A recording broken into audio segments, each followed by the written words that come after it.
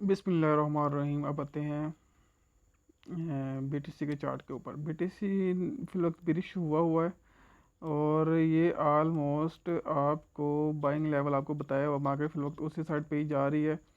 तो hope so ये आपको उस लेवल तक सेलिंग दे सकता है।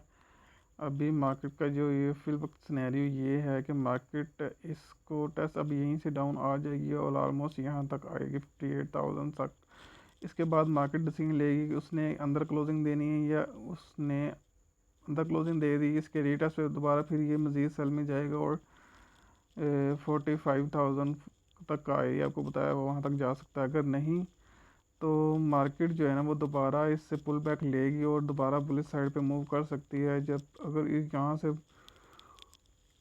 यहाँ से अगर पुल बैक मूव लिया तो ये ऑलमोस्ट आपको ये वाला एरिया दोबारा टच करने को मिल जाएगा बीटीसी के अंदर। तो बीटीसी पे इस लेवल 58,000 वाले लेवल पे आके एक दफ़ा आपने बड़ी डीपली इसको चेक करना है। H4 में देखते हैं H4 क्या कर रहा है।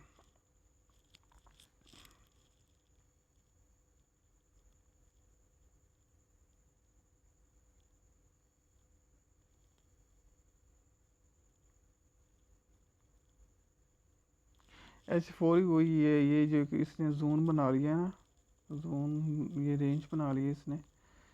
तो ये इम्पोर्टेंट, अगर ये अपसाइड ब्रेकआउट देती है, ये जो resistance level support resistance level इसने मार्क किया हुआ है, ये अगर अपसाइड ब्रेक करती है देन ये दोबारा ऊपर जा सकती है। अगर नहीं तो फिर यहाँ से रिजेक्ट होकर 58,000 वाले एरिया की तरफ आ सकती है। बीटीसी के अंदर फिल वक्त यही था।